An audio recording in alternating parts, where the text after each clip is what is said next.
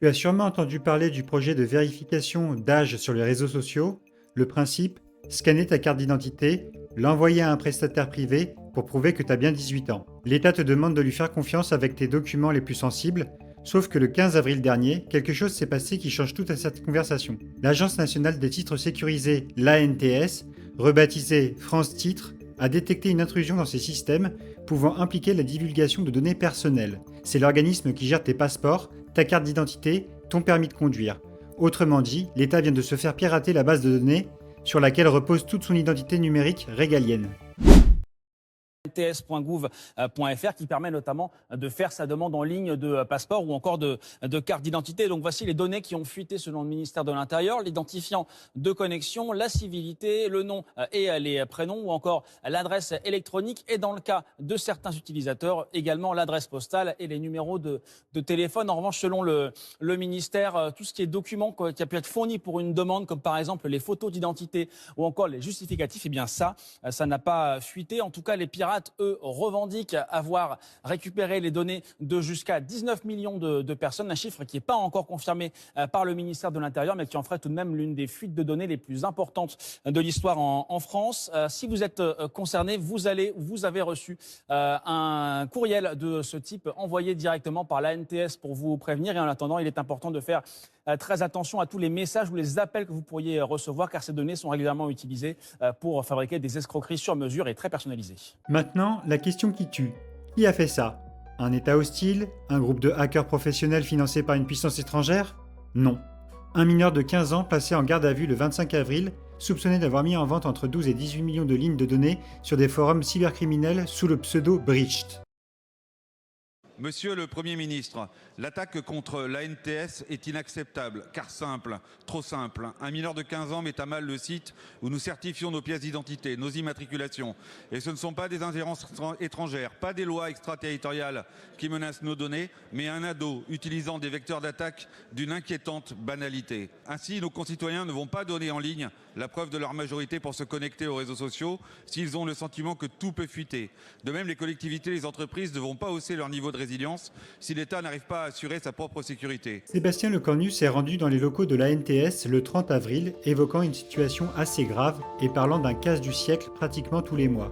Il a sorti le carnet de chèques, 200 millions d'euros débloqués pour remettre des moyens, la création d'une autorité numérique d'État et des tests de vulnérabilité dans les ministères.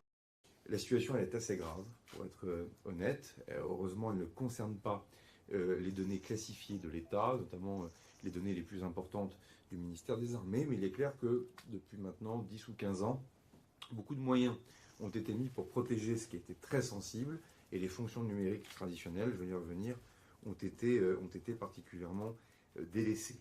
On a, depuis le début de l'année 2026, énormément d'intrusions informatiques, de vols de données. Je dirai un mot dans un instant sur la nature même des adversaires qui s'en prennent aux différentes infrastructures de l'État. Mais enfin, globalement, on est sur quelque chose, comme depuis le début de l'année, comme 3 vols de données par jour.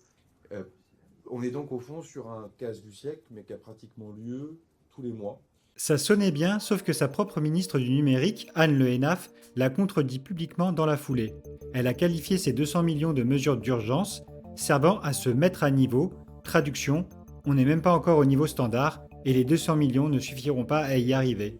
Elle l'a dit elle-même, dans certains ministères, les budgets cybersécurité oscillent entre 1 et 5% des budgets informatiques, alors que les standards recommandent un minimum de 10%. Et un budget inédit également à la hauteur de la menace, 200 millions prélevés sur le budget France 2030 pour mettre en œuvre immédiatement des mesures concrètes, une fixation des objectifs du budget de la cybersécurité dans le budget du numérique de 5% en 2027 jusqu'à 10% en 2030 et flécher également les amendes que la CNIL perçoit vers des mesures pour renforcer la cybersécurité de l'État. Revenons maintenant à la vérification d'âge parce que c'est là que ça devient vraiment problématique.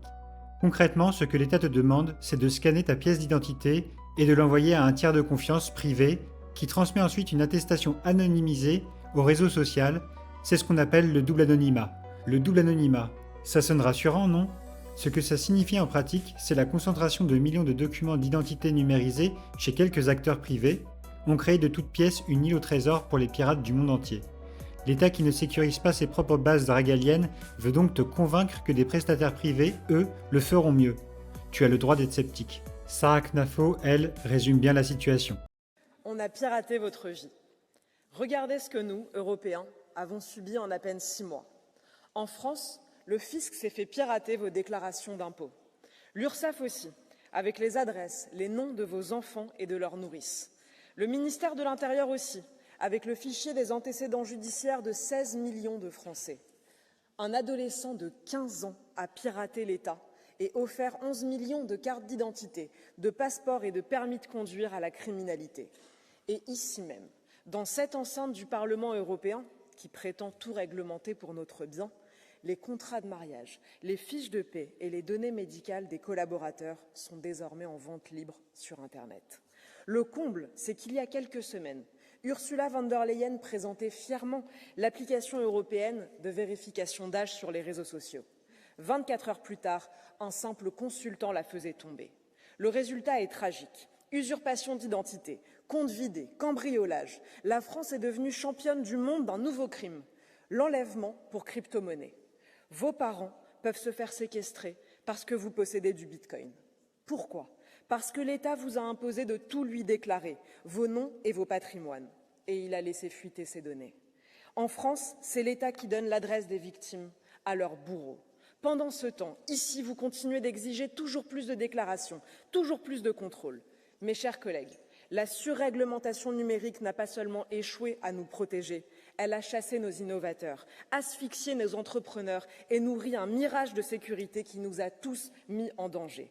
Aujourd'hui, l'Europe doit choisir le contrôle ou la liberté. Nous choisissons la liberté. Merci à vous. Cette affaire révèle quelque chose de fondamental. L'État réclame de plus en plus de données personnelles à ses citoyens, tout en démontrant, incident après incident, qu'il est incapable d'en assurer la protection. Le ministère assure qu'aucune intervention n'est attendue des usagers, tout en leur demandant de rester vigilants.